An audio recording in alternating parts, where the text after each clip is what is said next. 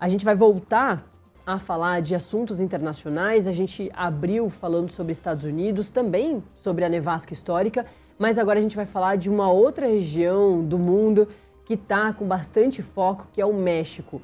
O país vive uma intensa onda de violência por conta da morte do líder do cartel Jalisco Nova Geração, após a operação que resultou na morte dele, né, do líder dele, o Nemesio Oseguera Cervantes, que é o El Mencho. Pelo menos 62 pessoas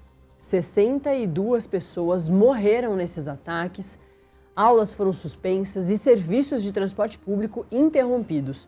Além disso, o aeroporto de Guadalajara registrou relatos de tiros e cancelamentos de voos. Tiros no aeroporto de Guadalajara, o aeroporto mais importante do México. Quem tem mais detalhes sobre o momento atual do país é a nossa correspondente no México, a Fernanda Paixão. Fernanda, muito bom dia, é um prazer te ter aqui no Acorda Metrópolis, infelizmente, para falar, né, desse assunto que tem repercutido como trágico no México. Afinal de contas, a captura do líder do principal cartel no México tem causado diversas manifestações, diversas repercussões também muito ruins por toda Jalisco, mas também em outras regiões, né, Fernanda? Bom dia. Exatamente, Natália, bom dia para todo mundo que está acompanhando a gente.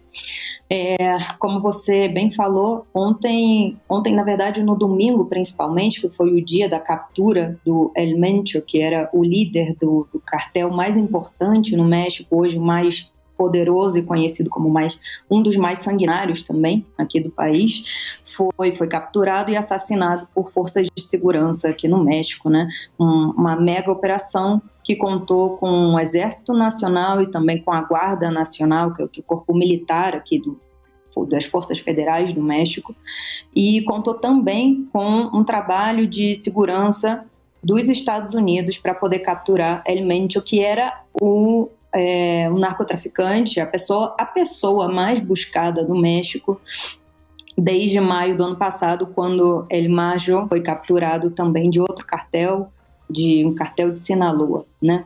Então, o que a gente viu e toda essa repercussão internacional tem a ver com a rebelião que os membros do cartel Jalisco Nova Geração fizeram em diversos pontos do país, principalmente na região oeste e centro-oeste, onde está o estado de Jalisco, né? E que também toca muitos pontos que são turísticos. Então, teve muito pânico em aeroportos, principalmente o aeroporto de Guadalajara, e cenas também de pessoas em hotéis, muitas pessoas varadas em terminais rodoviários, justamente porque um dos grandes pontos dessa rebelião foi o bloqueio de estradas, né? Foram registrados 252 bloqueios de estradas em 22 estados. Então, a gente vê nessa abrangência dos pontos de ataque e de bloqueios de estradas, a porosidade do cartel hoje no país inteiro, né? Existe sim uma concentração em Jalisco, que foi onde também se concentraram a maior ocorrência de violências, mas que também é um cartel que conseguiu diversificar e se ampliar muito pelo território mexicano e ampliar também as suas atividades, né? Porque a gente já não pode mais falar só de narcotráfico, mas eles também entram na sociedade com atividades muito parecidas com o que a gente vê também no Brasil, né, com questão de serviços de gás, assim, realmente tendo a população ali sujeita, né, à dominância dessas organizações criminosas em certos territórios. Então, o pânico que a gente viu gerado, sim, tem muito a ver com o que chegou nas pessoas, principalmente turistas. Eu acho que isso também fez repercutir demais, mas é justamente pelo temor de um cartel como esse ter tamanha rebelião em todo o país, com esse poder sanguinário que a gente já conhece, porque vamos lembrar que o cartel surgiu em 2011 com uma grande aparição, assim, dando a entender que ia ter esse tipo de ação, mostrando 35 corpos, assim, assassinados com com sinais de tortura, né?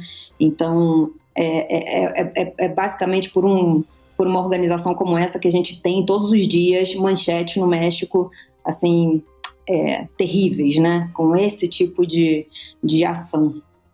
Fernanda, são muito importantes esses diversos pontos que você trouxe aqui. Daria para te perguntar, assim, e a gente ficar aqui conversando por muito tempo, porque, sim, tem muitas proximidades com o que a gente vive no Brasil, simplesmente por ser um grupo, né, um grupo de crime organizado que se manifesta através ali do narcotráfico, mas conversa com a sociedade a partir de serviços fundamentais aqui no Brasil, em favelas, que o sistema não chega, né? Então o gás não chega, a luz não chega, o policiamento muitas vezes não sobe os morros e o crime ocupa esses vácuos, né, de governo.